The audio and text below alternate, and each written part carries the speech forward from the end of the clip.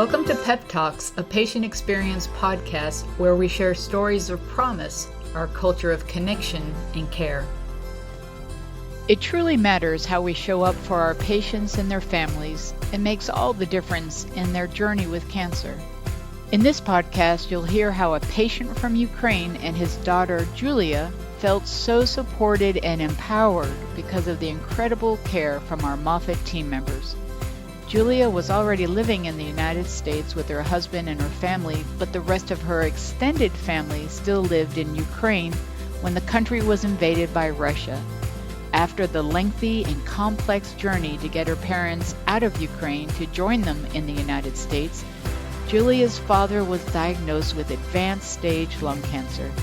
Listen to the ways we made a difference in this family's life as a result of our Moffitt team members consistently delivering on the promised behaviors that create a connected and caring culture.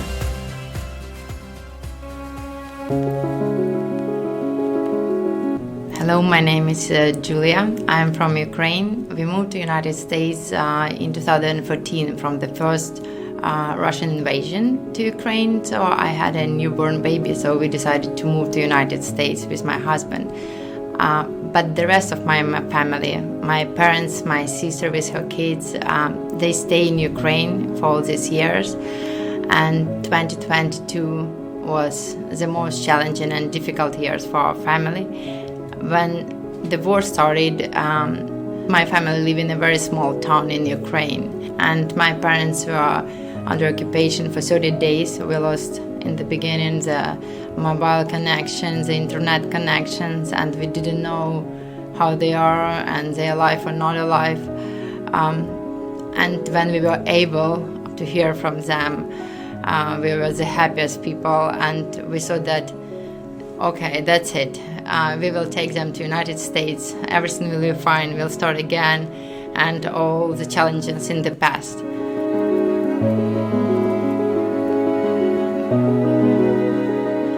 After 1.5 months, we found out that my dad had a cancer, and they came as a refugee, and they didn't have any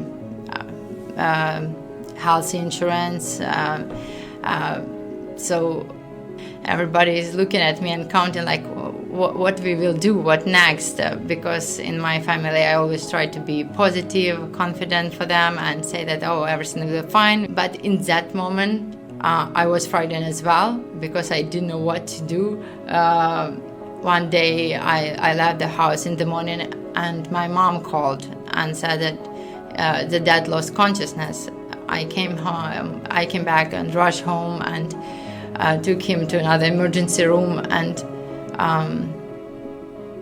I remember that I was on the parking lot. That parking lot I will remember for entire life because sister called and cried, and I cried, and in that moment I can't be anymore so strong. I'm just little girl, I'm just his daughter, and I don't know what to do, yeah?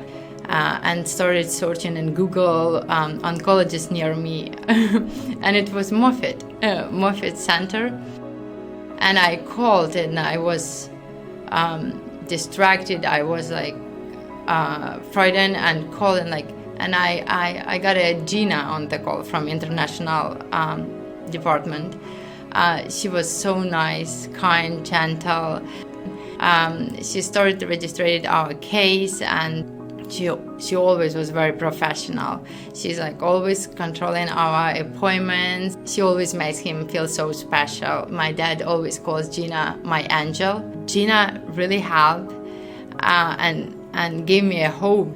I felt very secure and comfortable that now I know the doctors and I know our routine and I know our treatments, and even more that I can believe that Moffitt Center gave us this as a charity case. My dad's case is a charity case, and I know that it's not just our case, and I really, really appreciate.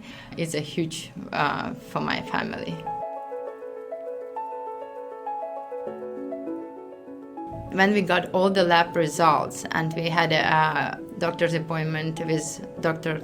Tan, I asked my husband that he will go with my dad because I didn't know what I will hear, that it's better that my husband will hear. And he said me, when he came back, my husband said that, I don't wish that I will have a cancer, but if I would have, I wish that Dr. Ten will tell me about that, because he was talking acting, not exaggerate situation and not frighten my dad, but he just was very honest, straightforward, and he said that you have a lung cancer, stage 4. Without treatment, you have 6 months. And he continued what we can do with that. It's not just make a pose and just, what do you feel, yeah? We have a plan, I have a plan for you, we can do this and we do that. And very important that my dad doesn't speak English. And that all doctors and nurses, especially our first visits, make sure, even when I was next to my dad or my husband and we could translate, but they always make sure that we will use an interpreter service. And when they talk 3 of them. The Dr. Tan is always looking at my dad, is talking to him, looking at his eyes, and making eye contact. And in the beginning, my dad wasn't involved because I don't understand. I don't know English. But a little bit later, he used to that. And he's looking at Dr. Tan and talking back to him. And you just can hear the voice of interpreter that it just between them. But yeah, I appreciate that they always treat my dad and makes him feel involved and special, and that he's important, that it's very. And my dad is asking why they don't use my husband or me as interpreter, and I said that, Pop, they want to make sure that you are totally aware of the situation, that you totally understand what's going on, and that you will make your own decision related to your health, that we can be next to you, but you're in charge, yeah? To be honest, my dad never worked out, and now he's working out. He's in charge of his health, yeah? He's fighting, and we talk, and everybody motivate him. And so, yeah, I wanted to laugh, so I was back and forth running from home, from school, and back. And one day I was late with his dinner, and I came already after 9 or 10 p.m. And he was very excited. And he said that, oh, I have a new friend. I have Yana. And I'm like, who's Yana? And he said, oh, it's our girl. It's our girl, and it's special because of the situation between Ukraine and Russia. We have a very difficult and complex feelings about Russian people. And after that, he met Yana, who is from Russia.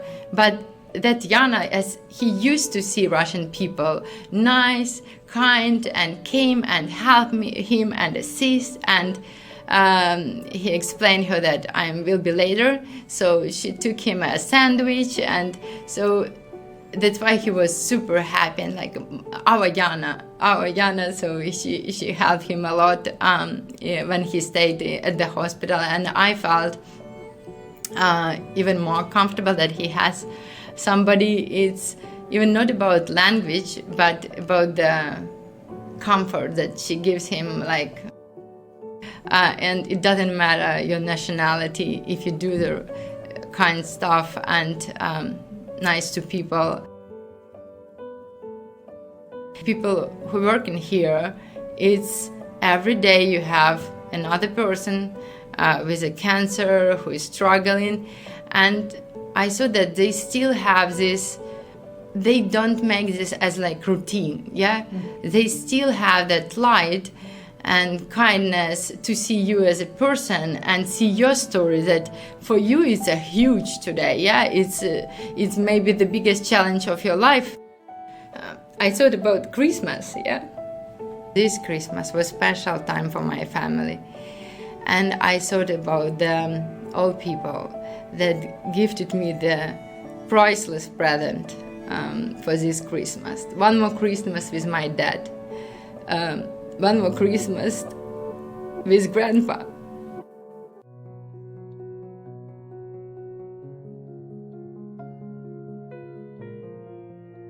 People are so dedicated. This is process of recovery. Is you fighting, but you are not alone.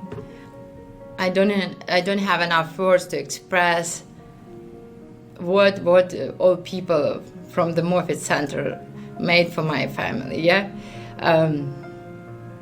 they not just do their work like every day. Yeah, they do magic.